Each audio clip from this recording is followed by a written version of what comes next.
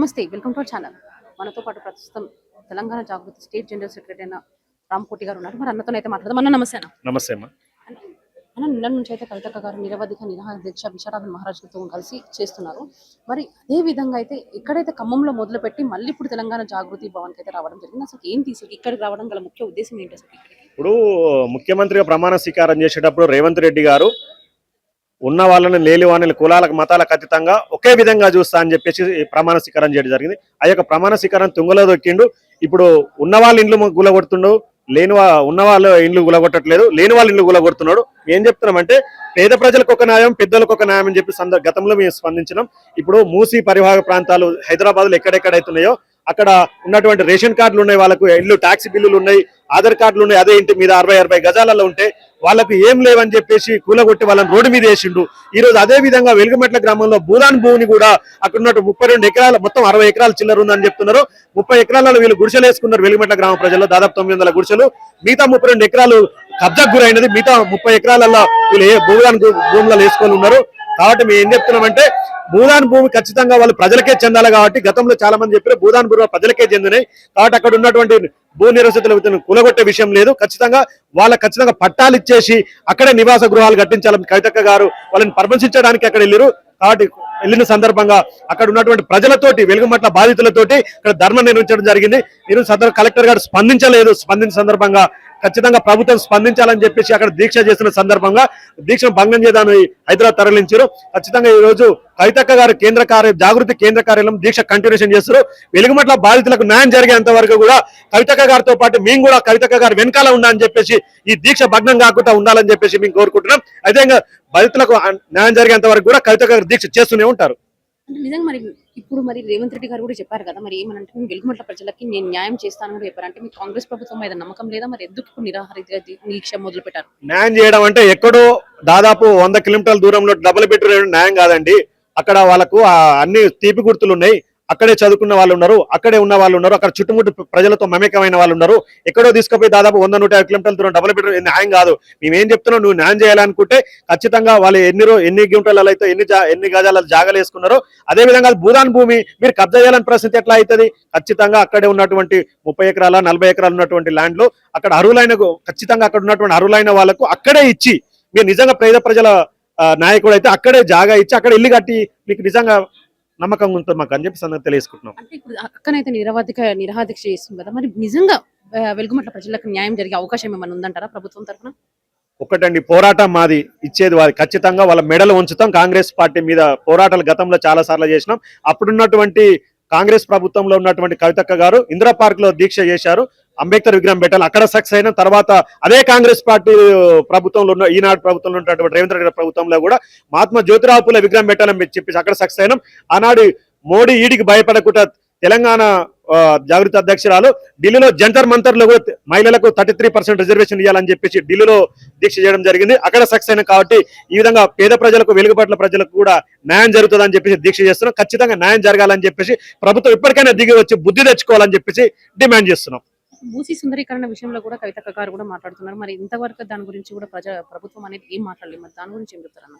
మూసీ సుందరీకరణ అని చెప్పేసి రేవంత్ రెడ్డి గారు అంటారు తప్ప ఇన్ని వేల కోట్లు పెడుతుంటారు, అది మొదలైతలేదు. ఇంకోటి, మూసీ సుందరీకరణ గురించి పేద ప్రజలు నడ్డి విరుస్తుడు, పేద ప్రజలు గుడిసెలు ఓడగొడుతున్నాడు. ఒకడు ఆల్రెడీ వాళ్ళకు ఆధార్ కార్డులు, రేషన్ కార్డులు అదే ఇల్లు మీద ఉన్నాయి. వాళ్ళని వెళ్ళిపోమంటే ఎక్కడ వెళ్ళిపోతారండి? ఇప్పుడు గత ప్రభుత్వం చూసినటువంటి అయితే ఇప్పుడు గత ప్రభుత్వంలో కూడా అదే చెప్పి, ఈ ప్రభుత్వంలో అదే చెప్తూ పేద ప్రజలను ఆదుకునేది ఎవరు? మీరు కనీసము బీఆర్ఎస్ పార్టీ పేద ప్రజలను మోసం చేసిందని చెప్పి నిన్ను తెచ్చుకుంటే ఇప్పుడు నువ్వు కూడా అదే విధంగా వ్యవహరిస్తున్నావు. ఏం చెప్తున్నావు అంటే రాబోయే రోజులలో తెలంగాణ జాగృతి పార్టీగా వ్యవహరించిన తర్వాత కవితక్క గారు ముఖ్యమంత్రి అవుతారు. ఇప్పుడు ఏదైతే పేద ప్రజలను మీరు హింసిస్తారో పేద ప్రజలకు మా ప్రభుత్వం రాగానే వాళ్ళకు మంచి గృహాలు, మంచి ప్లేసులు ఇస్తామని చెప్పి సందర్భంగా తెలియజేసుకుంటున్నాం. కవితక్క అయితే మొన్నటి వరకు అయితే క్లీన్ వచ్చేసినందుకనే అక్క సమావేశం పెట్టి మంచి సంతోషం సంబరాలు జరుపుకున్నారు. మళ్ళీ నిన్నటి నుంచి కూడా ఒక నోటీస్ అనేది రావడం జరిగింది. మరి దానికి ఎలా అనిపిస్తుంది? అది కామన్ అమ్మా. నోటీసులు అనేది ఇప్పుడు సిబిఐ హైకోర్టు వెళ్ళింది ఆల్రెడీ. మేము అనుకున్నది, మేము ఏం చెప్తున్నామంటే చాలా సంతోషకరం ఆ కవితక్క గారు క్లీన్ చిట్ ఇవ్వడం. మేము న్యాయస్థానం మీద నమ్మకం ఉండే ఇన్ని సంవత్సరాలు మేము ఆల్రెడీ కడిగిన ముత్యంలో బయటకు వస్తారని ఆనాడు చెప్పిరాక మొన్న కూడా చెప్పారు. కడిగిన ముత్యంలో బయటకు వచ్చారు. మేము న్యాయస్థానాలు మీకు నమ్మకం ఉంది. హైకోర్టులోనైనా సుప్రీంకోర్టులోనైనా వాళ్ళు ఎంతవరకు ఛాలెంజ్ చేసినా కూడా, ఈడీ గారి మోడీ గారికి భయపడి ఎంతవరకు ఛాలెంజ్ చేసినా కూడా మేము ఈడీకి భయపడము, మోడీకి భయపడము. ఖచ్చితంగా న్యాయస్థానంలో నమ్మకం ఉన్నది. కవితక్క గారు విజయం సాధిస్తారు. రాబోయే రోజులలో మంచి పాలన చేయడానికి సిద్ధంగా ఉన్నాం. వెలుగుమట్ల భూదాన్ భూముల గురించి అయితే ఇప్పుడు ఇష్యూ చాలా రోజులుగా జరుగుతుంది. అయితే నిజంగా వెలుగుమట్ల ప్రజలకు న్యాయం జరిగే అవకాశం ఉందని అంటారా అసలు? ఖచ్చితంగా జరగాలి. ప్రజా పాలన అని చెప్పేసి గద్దెనెక్కిన కాంగ్రెస్ గవర్నమెంట్ ఈరోజు రేవంత్ రెడ్డి గారికి చిత్తశుద్ధి ఉంటే, కాంగ్రెస్ గవర్నమెంట్కి చిత్తశుద్ధి ఉంటే ప్రజలకు న్యాయం చేయాలి. వాళ్ళు ఇప్పుడు వాళ్ళ భూదందాలకి, వెలుగుమట్ల ప్రజలకి, బీదలకు అన్యాయం చేసి పెద్దలకి గద్దెనెక్కి పెద్దలకి న్యాయం చేయటానికి బీదలకు అన్యాయం చేస్తామంటే అది కరెక్ట్ కాదు కదా. ఈ రోజున తెలంగాణ జాగృతి అధ్యక్షురాలు, మా అధ్యక్షురాలు కల్వకుంట్ల కవితక్క గారు నిన్నటి నుంచి నిరాహార దీక్షలో ఉన్నారు. వెలుగుమట్ల బాధితులకు న్యాయం జరిగే వరకు కవితమ్మ గారు నిరాహార దీక్ష కొనసాగుతుంది. ఆమెతో పాటు మేము జాగృతి టీం అంతా కూడా నిరాహార దీక్షలో పాల్గొన్నాము. మరి కనికరం లేని ముఖ్యమంత్రి గారు ఈ రోజున తెలంగాణ రాష్ట్రంలో ఉన్నారు. కాంగ్రెస్ పాలన ప్రజాపాలన, రాక్షస పాలన అది వాళ్ళే గమనించుకొని ప్రజాపాలన అయితే ప్రజలకు న్యాయం చేసే దిశగా వాళ్ళు అడుగులు వేయాలి తప్పకుండా. అంటే కాంగ్రెస్ ప్రభుత్వం చెప్పారు కదా, అక్కడ బాధితులకు మేము సరైన సమయంలో కూడా ఎక్కడ అంటే వాళ్ళకి సహాయం చేస్తామని కూడా చెప్పారు కదా. మళ్ళీ కూడా కవితక్క గారు నిరాహార దీక్ష చేయడం గల కారణం ఏంటి అసలు? అసలు వాళ్ళ ఇల్లులు ఎవరు కూలగొట్టమన్నారు మీరు? అది వాళ్ళకి గతంలో రికార్డ్స్ బయటకు తీస్తే ఒకళ్ళు దానం చేసిన భూమి, కొన్ని తరాల జనరేషన్స్ క్రితం డొనేషన్ గా వచ్చిన భూమి ఈ రోజున పక్కన కలెక్టరేట్ వచ్చేసిందని చెప్పేసి, భూముల ధరలకు రెక్కలు వచ్చినాయి అని చెప్పేసి, ఆ భూములలో బీదలు ఉండొద్దు, డబ్బున్న వాళ్ళే ఉండాలి, కోటీశ్వర్లు ఉండాలి, మంత్రులు అక్కడ ఎకరాలు వందల ఎకరాలు ఆక్యుపై చేసి వాళ్ళు తిష్టేసుకొని కూర్చున్నారు, వాళ్ళ పక్కన బీదలు ఉండొద్దు అని చెప్పేసి వాళ్ళని కూలగొట్టడం ఎందుకు? నువ్వు ఎక్కడో డబుల్ బెడ్రూమ్లు ఇవ్వడం ఏంటి? ఇది సరైన పద్ధతి కాదు. ఒక ఇల్లు అనేది ఒక ఎమోషనల్, ఆ ఎమోషన్ ని డిస్టర్బ్ చేయటం అన్నది కరెక్ట్ కాదు. నెక్స్ట్ కవితక్క సీఎం అంటారా? అసలు నిజంగా సీఎం అయ్యే అవకాశం ఉందంటారా? ఖచ్చితంగా తెలంగాణలో కల్వకుంట్ల కవితక్క గారు తొలి మహిళా ముఖ్యమంత్రిగా చరిత్రలో నిలిచిపోతారు. తెలంగాణ రాష్ట్రంలో సుభిక్షమైన పాలన అన్ని వర్గాలకు అందిస్తారు. మహిళలకి, యువతకి, పురుషులకి, ప్రతి ఒక్క రంగంలో కూడా సుభిక్ష పాలన తెలంగాణలో కవితక్క గారి చేతుల మీదనే జరుగుతుంది 100%. అన్న నిన్ననైతే కవితక్క గారు ఖమ్మంకి వెళ్ళడం అయితే జరిగింది. అక్కడ నిరవధిక నిరాహార దీక్ష చేయడం జరిగింది. అక్కడ నుండి మళ్ళీ తెలంగాణ జాగృతి కార్యాలయంకి అయితే రావడం జరిగింది. అసలు ఎందుకు అసలు అక్కడ నుంచి ఇక్కడికి రావడం అసలు జరిగింది? అసలు ముందు కవితక్క మొన్న ఫస్ట్ చెప్పారు, ఏదైతే పేదలకి అన్యాయం అవుతుంది, పెద్దవాళ్ళ బిల్డింగ్ లోమో మూసి పక్కన 10 ఎకరాలు 20 ఎకరాలు పక్కన అపార్ట్మెంట్లు కడుతురు, విల్లాలు కడుతురు, 50 కోట్లు 100 కోట్లు కమిషన్ తీసుకొని అక్కడ ఢిల్లీకి పంపించుకుంటా ఇక్కడ మన 10 లక్షలు 5 లక్షలు 6 లక్షలు పెట్టి మన ఇల్లులు కట్టుకున్న వాళ్ళకి ఇల్లులు కూడగొట్టిరు. అసలు గవర్నమెంటే అసలు పర్మిషన్ ఇచ్చింది వాళ్ళకి. గవర్నమెంట్ కరెంట్ బిల్ ఇచ్చింది, వాటర్ బిల్ ఇచ్చింది. వెలుగుమట్లకు వస్తే వెలుగుమట్లకు సపరేట్ గా ప్రతి ఒక్కరికి అక్కడ తెలంగాణ మన ఇంతకుముందు 10 సంవత్సరాలలో కూడా ఎవరు ఏం అనలే వాళ్ళని. ఇప్పుడు కవితక్క గారు ఒకటే చెప్పారు, వాళ్ళని కూలగొట్టారు కదా, వాళ్ళని కూలగొట్టిన బిల్లులు వాళ్ళకి అక్కడనే వేయాలి. లేని పక్షాన వాళ్ళకి డబల్ బెడ్ ఇల్లు కట్టించినాక వేరే ఒకటికి మూవ్ చేయాలి కదా.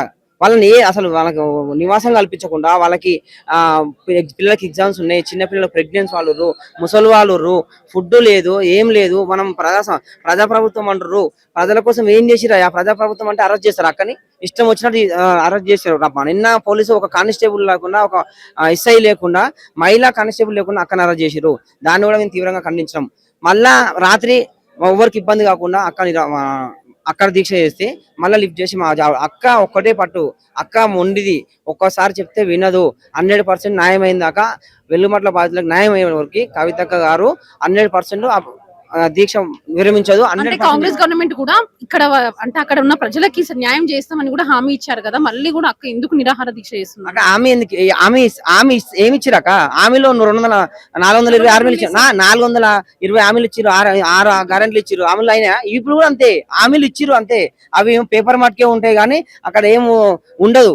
మేమేమంటున్నాం, వాళ్ళకు నిజంగా కూడా నువ్వు డబుల్ బెడ్రూమ్ కట్టియాడా, ఇద్దరు మిల్లులు కట్టించినాక నువ్వు తీసేయి ఉండే. సడన్ గా ఎందుకు వదిలిపెట్టినావు నువ్వు? సడన్ గా రోడ్డు మీద పడితే ఆ పిల్లల ఎగ్జామ్స్ ఎక్కడ పోతాయి, పిల్లల ప్రెగ్నెంట్ ఉమెన్స్ ఎక్కడ పోతారు, ముసలోళ్ళు ఎక్కడ పోతారు? కష్టం చేసి ఒక ఇల్లు కట్టుకోవాలంటే జీతాంతం ఒక 10 లక్షలు సంపాదాలంటే అందరూ ఇళ్ళలో పని చేసేవాళ్ళు, చిన్న ఆటో డ్రైవింగ్ చేసేవాళ్ళు, బయట పని చేసేవాళ్ళు ఊర్లల్లా ఎవరో తెలిసి తెలియక తీసుకోమని చెప్తే తీసుకున్న అమాయక ప్రజలని మీరు బలి చేయొద్దు. 100 కోట్లు ఉండాలని బలి చేస్తలేరు ఎందుకు? ఇక్కడ మూసి ఒడ్డున మేము అన్నవి ధర్నా చేసినాం, అక్కే ధర్నా చేసింది. 100 కోట్లు ప్రాజెక్టులు, అది పక్కన ఇంకో విలాస్ కడుతున్నారు. అట్లా 100 లక్షల వచ్చే ప్రాజెక్టులు ఉన్నాయి. ఎక్కడ 35 కిలోమీటర్లు 55 కిలోమీటర్ ప్రవేశిస్తుంది మూసి. దీని చుట్టుపక్కల మొత్తం కబ్జాలే నడుస్తున్నాయి. వీళ్ళు ఇష్టం వచ్చిన వాళ్ళకి జీవోలు ఇస్తారు, వీళ్ళు ఇష్టం వచ్చిన వాళ్ళకి పర్మిషన్ ఇస్తారు. కానీ ఎవరు అడుగుతలేరు పేద ప్రజల పక్షాన.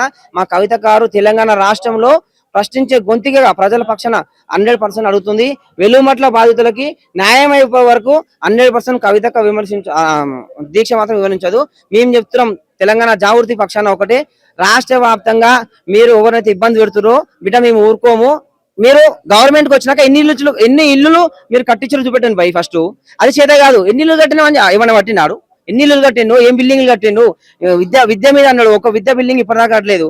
ఇంటిగ్రేటెడ్ స్కూల్స్ అని చెప్పిండు. ఒక స్కూల్ కట్టలేదు, ఒక ఎంఆర్ఓ ఆఫీస్ కట్టలేదు, ఒక హాస్పిటల్ కట్టలేదు. ఏం కట్టిందని చెప్పి వీడు గులగొట్టలేదు సరిపోయింది. వింది 100% చెప్తున్నాం. వీని టైం దగ్గర పడ్డది బిడ్డ, గుర్తుపెట్టుకో. కవితక్క పక్షాన, తెలంగాణ జాగృతి పక్షాన మేమందరం వెలుగుమట్ల బాధితులకు న్యాయం అయ్యే వరకు మేము ఫైట్ చేస్తూనే ఉంటాం. జై తెలంగాణ. అన్న గత వారంలో అయితే మన కవితకు అయితే క్లీన్ చీట్ వచ్చినాక మొత్తం తెలంగాణ జాగృతి మొత్తం సంబరాలు చేసుకున్నారు. మళ్ళీ నిన్న నుంచి కూడా ఒక కోర్టు నుంచి అయితే నోటీస్ రావడం జరిగింది. మరి దాని గురించి అసలు ఏమనుకుంటున్నారు? అసలు నిజంగా అది ఆల్రెడీ కనీన అనుమతి ఉన్నా బయటకు వచ్చింది అక్క. అసలు కోర్టే ముట్టుకాయలు వేసింది. అరే బాబు మీరు అసలు ఏమో ఆధారాలు లేకుండా ఇష్టం వచ్చినట్టు మీకు ఇష్టం వచ్చిన పేరు రాసుకొని మీకున్న సెక్షన్లు వాడుకొని అధికారులు అడ్డం పెట్టుకొని ఇష్టం వచ్చినట్టు మీరు పోలీసులు అడ్డం పెట్టుకొని అక్కడ అరెస్ట్ చేశారు. అయినా సరే బయటకు వచ్చింది అక్క. కఠిన అనుమతి లాగా బయటకు వచ్చింది. ఏదో వాళ్ళు సిబిఐ వాళ్ళు కూడా ఎంక్వైరీ చేశారు కోర్టు. కవితక్క గారు ఏ తప్పు చేయాలని చెప్పి ఆ రోజు కేసీఆర్ గారు చెప్పారు. తెలంగాణ రాష్ట్ర ప్రజలందరూ నమ్ముతున్నారు. కావాలని చెప్పి మాత్రమే రాజకీయ కక్షతో కవితక్క గారిని ఇబ్బంది పెట్టడం జరిగింది. అందరు నెక్స్ట్ సీఎం కవితక్క గారు అని అంటున్నారు. మరి నిజంగా సీఎం కవితక్క గారు అయ్యే ఛాన్స్ ఉందంటారా? తప్పకుండా మాకు స్పేస్ ఉందిగా. ఇప్పుడు కాంగ్రెస్, బీజేపీ, బీఆర్ఎస్ ఓటేసి నమ్మాలని లేదు. ఎందుకంటే కాంగ్రెస్ పార్టీ ఫెయిల్ అయింది. ఆ 420 హామీలు ఇచ్చి ప్రజలలో లేదు, ప్రజలను ఇబ్బంది పెడుతున్నారు. ఇంకోటి టీఆర్ఎస్ ప్రతిపక్ష పార్టీ కొట్లాడంటే వాళ్ళకు కొన్ని సమస్యలమే పోరాడగలుగుతారు, అన్ని సమస్యలు మాట్లాడలేకపోతారు. ఇంకోటి బీజేపీ అనేది 100% మన తెలంగాణ లేదు. 8 సీట్లు 6 సీట్లు అంటారు కానీ వాళ్ళకి రావు. కవితక్క వారు 100% తెలంగాణలో కాబోయే ముఖ్యమంత్రి. ఎందుకంటే ప్రతి ఒక్క సమస్య మీద పూర్తిగా అవగాహన ఉన్న వ్యక్తి మా కవితక్క. ఏ విద్య అయినా, వైద్యం అయినా, రైతులైనా సరే ఇప్పుడు ఈ రాజ్యంలో, మన తెలంగాణ రాజ్యంలో పోలీస్ రాజ్యంలో అడ్డం పెట్టుకొని ఇష్టం వచ్చినట్టు ఇబ్బంది పెడుతున్నారు ప్రతి ఒక్కరిని. అదే మన బడుగులైన వర్గాలైన మా నిరుద్యోగులైనా సరే ఇబ్బంది పెడుతున్నారు. కనుక కవిత గారికి అన్ని సమస్యలు అవగాహన ఉన్నాయి, ప్రతి ఒక్కటి అవగాహన ఉంది. అందరి కోసం కవిత గారు ముంగడికి వచ్చి పార్టీ పెట్టబోతున్నాం. పార్టీ విజయం కూడా మీరు చూస్తారు త్వరలో. ఖచ్చితంగా న్యాయం జరిగేంత వరకు మా పోరాటం ఆగది. కవితక్క అంటేనే సమస్యల మీద పోరాటానికి కవితకు వస్తుందన్న విషయం మీ అందరికీ తెలుసు. తెలంగాణ జాగృతి ఆధ్వర్యంలో ఏదైతే సమస్యల మీద కొట్లాంటి ఇప్పటి వరకు ప్రతి సమస్యకు పరిష్కారం గిట్లా దొరికింది. దీనికి గిట్లా ఈ బాధితులకు గిట్లా పరిష్కారం అయ్యేంత వరకు గిట్లా ఈ నిరాహార దీక్ష మానుకోదు. నిన్ననైతే ఖమ్మం వెలుగుమట్లకైతే కవితక్క గారు వెళ్ళారు. అక్కడ చూసినాక నిరాహార దీక్ష విశారదన్ మహారాజ్తో కలిసి మొదలయ్యింది. మళ్ళీ కవితక్క గారు మళ్ళీ హైదరాబాద్ రావడం జరిగింది. దీని వెనకాల కారణం ఏంటి అసలు? ఈ రోజు వెలుగుమట్ల బాధితులకు సంఘీభావం చెప్పడానికి విశారద మహారాజ్ గాని, కవితక్క గాని ఖమ్మం వెలుగుమట్లకు వెళ్ళడం జరిగింది. మనందరికీ తెలుసు ఆ విషయం. అక్కడ నిరాహార దీక్షకు సంఘీభావం తెలుపుతున్న వీరిద్దరిని పోలీసులు అక్రమంగా, అన్యాయంగా అరెస్ట్ చేసి పోలీస్ స్టేషన్ తీసుకుపోయి అక్కడ నుండి మళ్ళీ నిరావాదిక దీక్ష చేస్తున్నట్టయితే వాళ్ళిద్దరిని, కవితక్క గారిని హైదరాబాద్ పంపించడం జరిగింది. విశారద మహారాజ్ అయితే ఎక్కడ పంపించడో తెలియదు. నిజంగా ప్రొటెస్ట్ అనేది రాజ్యాంగం కల్పించినటువంటి రైట్, మన హక్కు. అది దానికి ఇట్లా కాల రాస్తే మరి ఇంకా ప్రజాస్వామ్యం ఎక్కడుందని చెప్పేసి ఈరోజు మేము రేవంత్ రెడ్డి గారిని సూటిగా ప్రశ్నించదలుచుకున్నాం. మరి ఈరోజు నిజంగా మరి వాళ్లకు వెలుగుమట్ల బాధితులకు వాళ్ళకు పట్టా సర్టిఫికెట్లు ఉన్నాయి. 59 జీవో కింద, land regulation act MS GO 59 కింద అప్లికేషన్లు ఇట్లా గవర్నమెంట్ దగ్గర పెండింగ్ ఉన్నాయి. మరి మనందరూ తెలుసు ఆ యాక్ట్ ద్వారా దాదాపుగా 250 నుండి 1000 గజాల వరకు ఇట్లా రెగ్యులరేషన్ చేసుకునే హక్కు కల్పించింది ఆ జీవో MS 59. మరి దాని ద్వారా అప్లికేషన్ పెండింగ్ ఉండగా ఇట్లా మరి కోర్టులో స్టే ఉండగా కూడా మరీ ముఖ్యంగా ఈ ల్యాండ్ గవర్నమెంట్ ల్యాండ్ కాదు, ఈ ల్యాండ్ భూదాన్ ల్యాండ్. భూదాన్ అనేది భూదానికి ఒక ట్రస్ట్ బోర్డు ఉంటుంది. ఏ హక్కులు ఉన్నా కానీ ఏది ఉన్నా భూదాన్ ట్రస్ట్ బోర్డు మాత్రమే నిర్ణయాలు తీసుకోవాలి, కానీ గవర్నమెంట్ తీసుకోకూడదు. అలాంటి దాన్ని ఇట్లా పక్కన పెట్టి ఒక్క నోటీస్ ఇట్లా ఇవ్వకుండా, వితౌట్ నోటీస్ ఇవ్వకుండా వాళ్ళ ఇళ్లను రాత్రి బుల్డోజర్ పెట్టి కూలగొట్టడం అనేది నిజంగా వాళ్ళు పేద ప్రజలు కాబట్టి వాళ్ళ మీద ఈ అన్యాయమైన చర్యలు చేపడుతున్నారని చెప్పేసి మేము నమ్ముతున్నాం. అంటే కాంగ్రెస్ ప్రభుత్వం కూడా ఒక హామీ ఇచ్చింది కదా, వాళ్ళకి ఇల్లు ఏర్పాటు అనేది చేస్తామని కూడా చెప్పారు కదా, మళ్ళీ కూడా కవితక్క గారు నిరవధిక నిరాహాదీక్ష చేయడం వెనకాల కారణం ఏంటి అసలు? అంటే మేము ఒక్కటే అడుగుతున్నాము, అసలు కూలగొట్టడం ఎందుకు? నువ్వు ఇల్లు లేని దగ్గర ఇల్లు కట్టిస్తామనడం కాదు, కూలగొట్టిన దగ్గర ఇల్లు కట్టి. నీకు ఇలా కూలగొట్టిన దగ్గర ప్రైమ్ ప్రాపర్టీ కాబట్టి, ప్రైమ్ ఏరియా కాబట్టి నువ్వు వాళ్ళను ఆ ల్యాండ్ను ఆక్రమించుకోవాలన్న ఉద్దేశంతో, బడాబావులకు అప్పచెప్పాలన్న ఉద్దేశంతో కదా నువ్వు కూలగొట్టింది. మరి కూలగొట్టాలి ఎందుకు? నువ్వు మళ్ళీ వేరే దగ్గర ఇవ్వాలి ఎందుకు? మా ల్యాండ్లు మాకు పట్టాలు ఉన్నాయి, వాళ్ళకి ఇవ్వండి. వెలుగుమట్ల బాధితులకు ఇవ్వండి. బాధితులకు ఇవ్వాల్సిన అవసరం ఇట్లా ఉంది. ఎందుకంటే మీరు ఈడ కూలగొట్టి వేరే దగ్గర ఇవ్వాల్సిన అవసరం ఏముంది? ఆ అవసరం లేదు. మిగతా 30 ఎకరాలు ఇట్లా అన్యాక్రాంతమైన భూములు ఇట్లా మరి భూదానికి అప్పచెప్పాల్సిన అవసరం ఇట్లా ఎంతైనా ఉంది. మరి ఆ భూముల గురించి మాట్లాడతలేరు. పేద ప్రజలు ఎంతో మంది ఇల్లు కట్టుకున్నారు. ఇల్లు కట్టుకొని వాళ్ళకు నిజంగా కరెంట్ లేకుండా, నీటి సదుపాయం లేకుండా మరి 8 సంవత్సరాల నుండి వాళ్ళు అట్లాంటి వాళ్లకు నిజంగా చూస్తే నిజంగా బాధ అనిపిస్తుంది చాలా. మరి ఇంత అన్యాయం నిజంగా ప్రజాస్వామ్యంలో ఉన్నాం, మరి ఇట్లాంటి దేశంలో ఇట్లాంటి రాష్ట్రంలో ఉండి ఇట్లా ఇంత బాధకు గురి అవుతున్నది నిజంగా చాలా బాధాకరం.